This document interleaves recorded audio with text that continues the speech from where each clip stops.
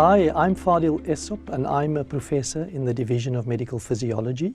Today I'd like to share with you my journey in the teaching and learning sphere. So my philosophy broadly, I think, can be best encapsulated by a quote by Robert Frost, and I'm paraphrasing that. He was in this beautiful forest, and as he was walking around there, the birds chirping and the beautiful green surrounds, the road diverged, and he took the road lesser traveled.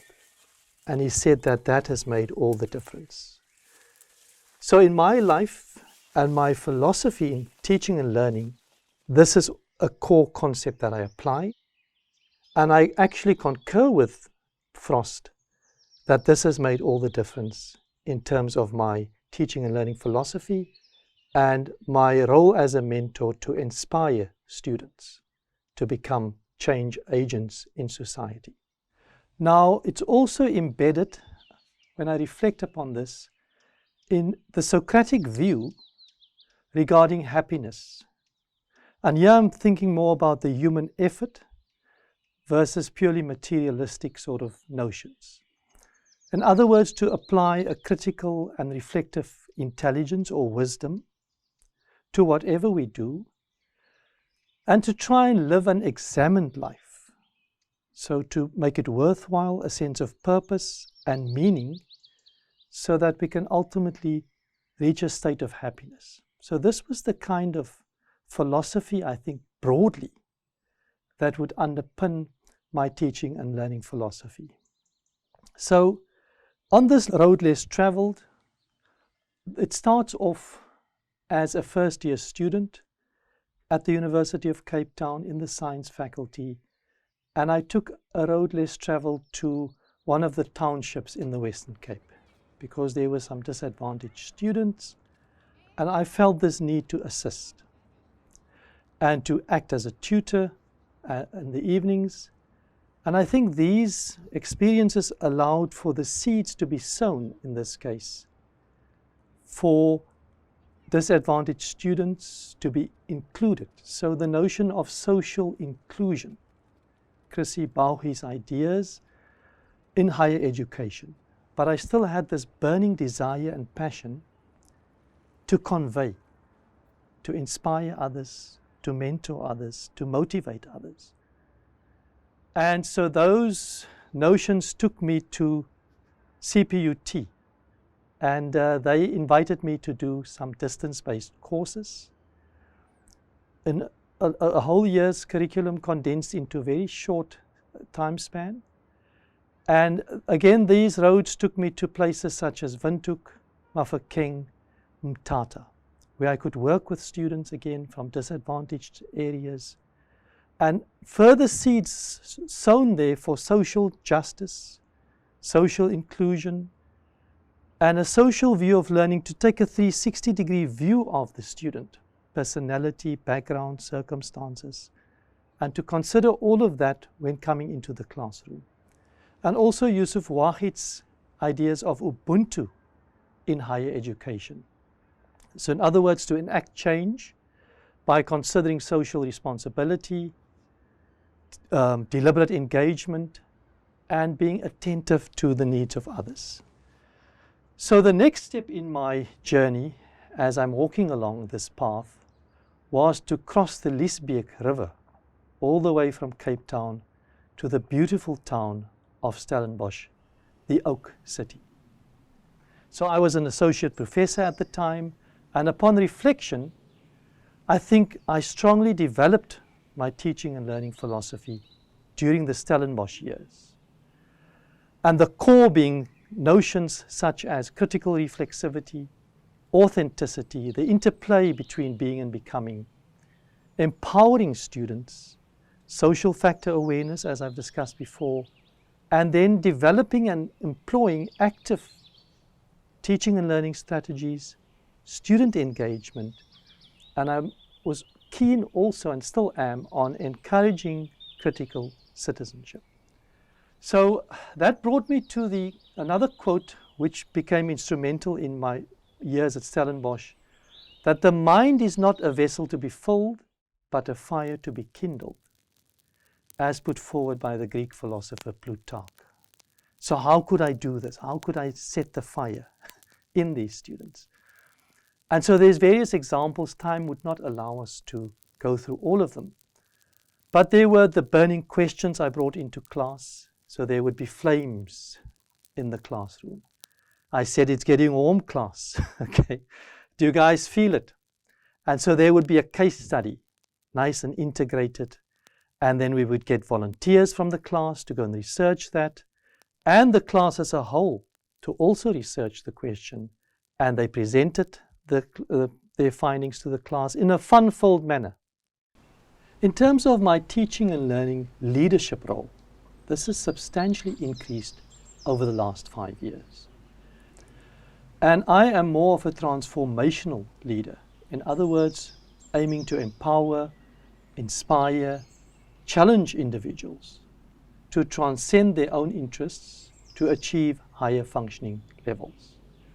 So in other words, for them to become problem solvers. And when we challenge our students, I would also, of course, provide the necessary support. During 2021, I took another journey.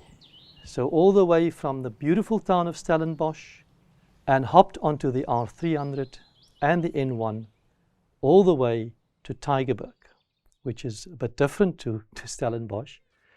But there is this beautiful BMRI building in which I'm currently housed. Here I had the opportunity then as a Tau Fellow, because at the same time I was part of the Tau Fellowship program, focusing then for this project on curriculum renewal and starting with the honors class. So I launched a new module, the Features of Science module that I've termed it, to ensure a transformational teaching and learning experience for the honors class in medical physiology and to strengthen Stellenbosch University graduate attributes such as critical thinking, problem solving, to become critically engaged citizens and ultimately change agents in society. And I also brought in Martha Nussbaum's ideas, which I really like. The notion of the cultivation of humanity, but to bring that notion into the biomedical sciences sphere. So to bring the entire journey together, it's best to put this on the board here. So the main idea is student-centeredness. Student right at the heart of the whole matter, but also to be mindful of social inclusion and social justice. So we've got diversity reflected in this classroom setting. And to bring the lecture into play then, acting more as a mentor and bringing into the classroom some of the aspects we've discussed, like authenticity, active learning, student engagement, and a big aspect I've tried to convey is fun.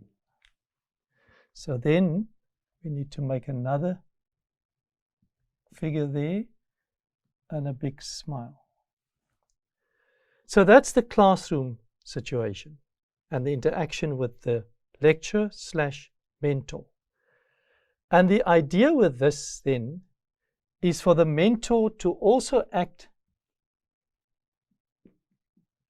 I4 as a transformational leader. So 4 I's: idealized influence, inspirational motivation, intellectual stimulation, and individualized consideration. And together that would lead to a holistic student learning and development.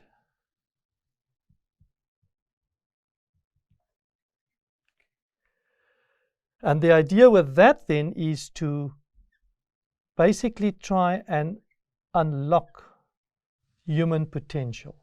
And why do we need to do that? There's a good reason for that, because we would like, if we take it up there, the students to become, that's the mathematical symbol for change. Change agents. And through that then, we can have our butterfly here being drawn.